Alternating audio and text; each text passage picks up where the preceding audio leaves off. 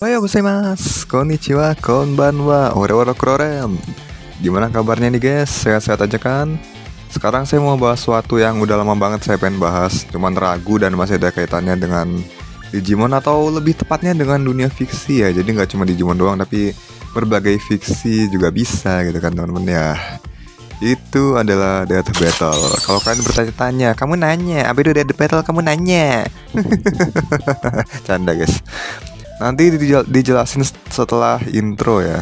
And then let's get started. Kita akan bahas pelan-pelan ya. Seperti biasa jangan lupa like, share, dan juga subscribe-nya ya guys ya. Aduh gak usah buka digital get deh. Di dunia nyata aja. Jadi kita mulai dari apa itu Death Battle ya. Jadi kalian pasti pernah berandai-andai tentang karakter favorit kalian di fiksi yang kalian sukai, seperti misalnya di anime kalian suka dengan apalah kayak Naruto gitu atau Luffy atau siapapun, atau enggak di Tokusatsu kan suka Kamen Rider Decade ya. Lalu bagaimana kalian akan membayangkan kedua karakter tersebut diadu dan siapa yang menang? Kebanyakan akan beranggapan jika hal tersebut adalah mustahil. Nah inilah gunanya ada yang namanya Death Battle. Jadi Death Battle itu adalah semacam kontes pertandingan antar fiksi, antar karakter yang beda verse lebih tepatnya, dengan alasan yang beragam sehingga dapat dikatakan Death Battle itu fungsinya untuk melihat atau menilai siapa nih yang lebih kuat, siapa yang bakal win. Dan saat ini Death Battle lagi jadi topik yang populer karena Death Battle itu sendiri dapat memberikan hasil yang menarik di perbandingan karakter yang diadu. Dan tentunya harus dijalankan dengan standar dan aturan yang jelas supaya dapat meminimalkan penilaian yang subjektif ya. Seperti itu teman-teman. Kalian juga harus riset terlebih dahulu mengenai karakter dan verse-nya bekerja seperti apa. Minimal tahu feats atau pencapaian terbaik dari si karakter tersebut itu ada apa aja. Kalau belum sanggup buat ngertiin verse-nya secara maksimal ya. Next, ada kegunaan dari Death Battle itu apa? Sebenarnya ada kegunaan dari Death Battle selain memberikan sekedar penilaian ya.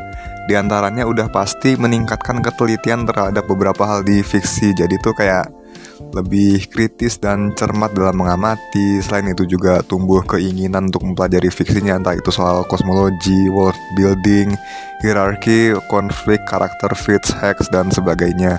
Ini berguna banget buat dijadiin referensi jika kalian adalah seorang penulis cerita maupun komikus, supaya kalian bisa membuat cerita yang lebih berkualitas dan berbobot dalam penjelasannya.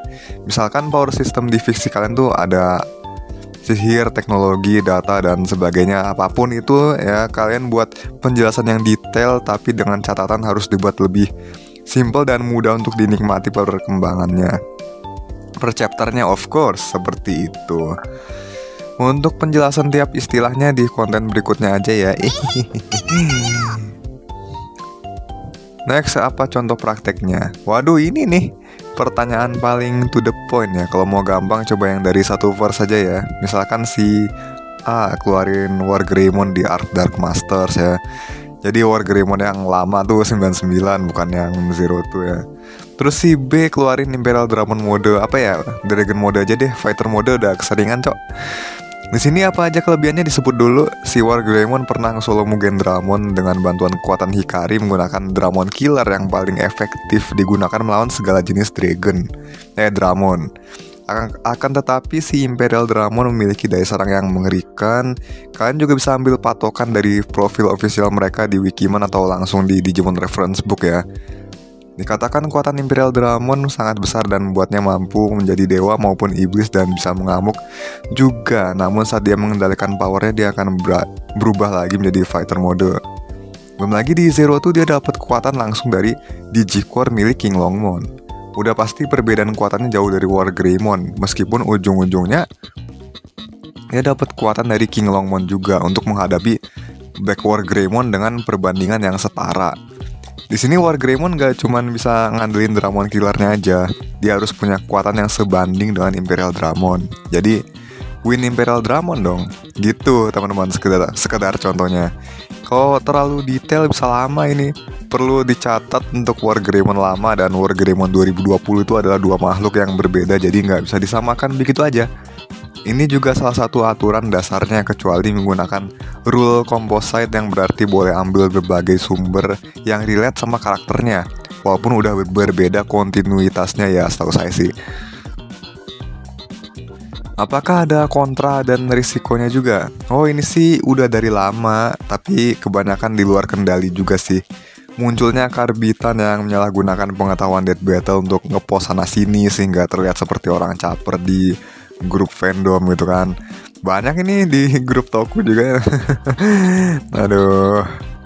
Akhirnya bikin jelek nama Death Battle dan menimbulkan stigma negatif. Ya meskipun di luar kendali juga rasa bersalah udah pasti ada sih.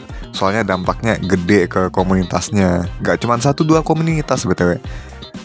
Berbagai fandom yang lain juga bisa kepengaruh. Jadi mereka tuh kayak gini apa, gara-gara oknum-oknum ini, jadi mereka tuh jadi belum tentu bisa menerima keberadaan Death Battle karena udah keburu ada stigma negatif ini gitu loh. Padahal ada aturannya untuk Death Battle itu sendiri, nggak sembarangan orang bisa ngobrolin ini gitu loh. Apalagi di beberapa grup udah ada yang sambung-sambungin karakter ya. Tapi selagi kondusif dan bisa memberikan penjelasan ya kenapa kacang? Why not? Hai, Arutoja Naito. Kesimpulan ya, Death Battle baik-baik aja dan nggak salah. Cuman karena ulah oknum-oknumnya aja nih yang bikin stigma negatif tercipta. Sebenarnya nggak ada ruginya, malah bisa nambah wawasan dan rasa ingin tahu yang lebih terhadap fiksi kesukaan ya. Di-kaliku dunia fiksi dan lainnya juga tergantung minat sih. Nggak maksa nggak apa, cuma memperkenalkan ini. Maksudnya juga kan baik, malah jadi ada yang keburu nggak suka gara-gara masalah yang timbulkan si oknumnya ini. Dengar Death Battle dikit langsung alergi dan semacamnya ya.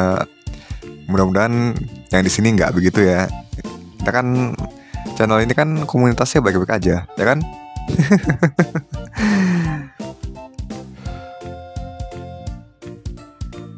Oke, curhat penutup ya. Oke, ini kesimpulan di atas kesimpulan. Buset, udah kesimpulan di atasnya ada kesimpulan lagi. Sebenarnya saya udah niat buat bikin konten soal Death Battle ya, dimulai dari intermezzo ini. Tapi cuman bisa saya lakukan secara terselubung di beberapa chapter Digichat lalu dan semuanya relate ke Digimon sih. Ayo cari chapter berapa aja itu. Tujuan saya juga simple di sini, mencari penjelasan yang cukup sulit buat dibedah lebih dalam dan kemudian bantu jelasin di sini. Terutama kosmologinya yang bener-bener bikin kepala saya tuh jadi berasap, guys. Sumpah berasap.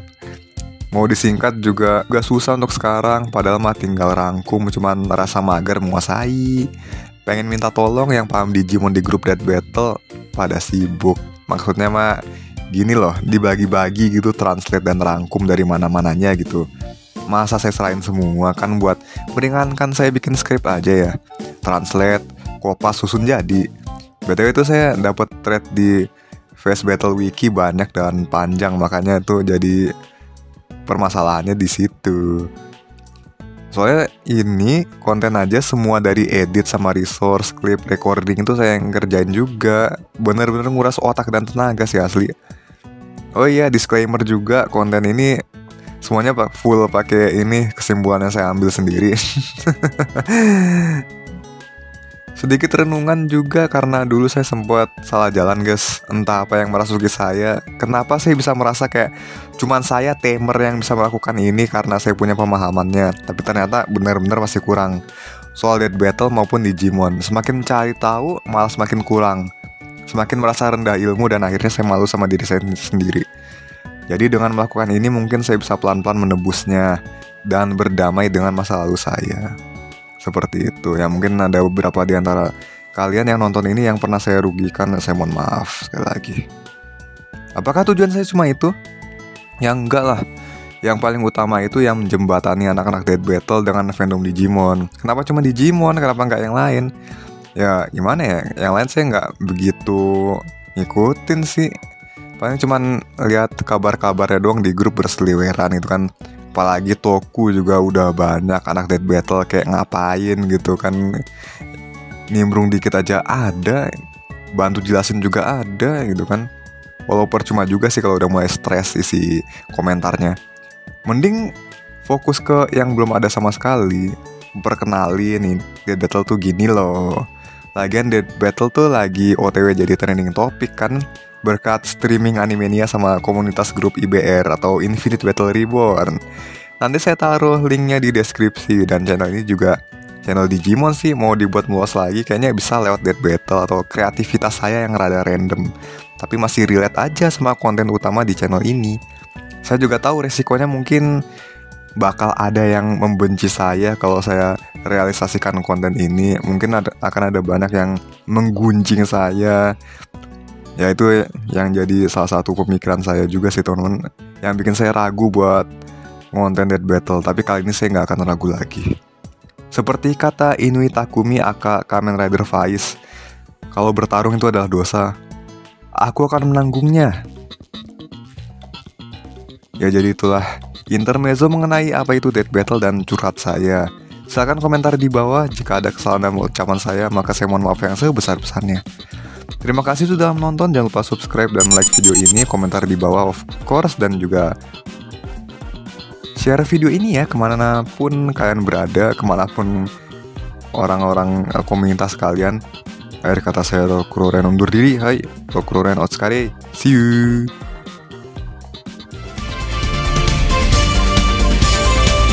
この番組はご覧のスポンサーの提供でお送りします。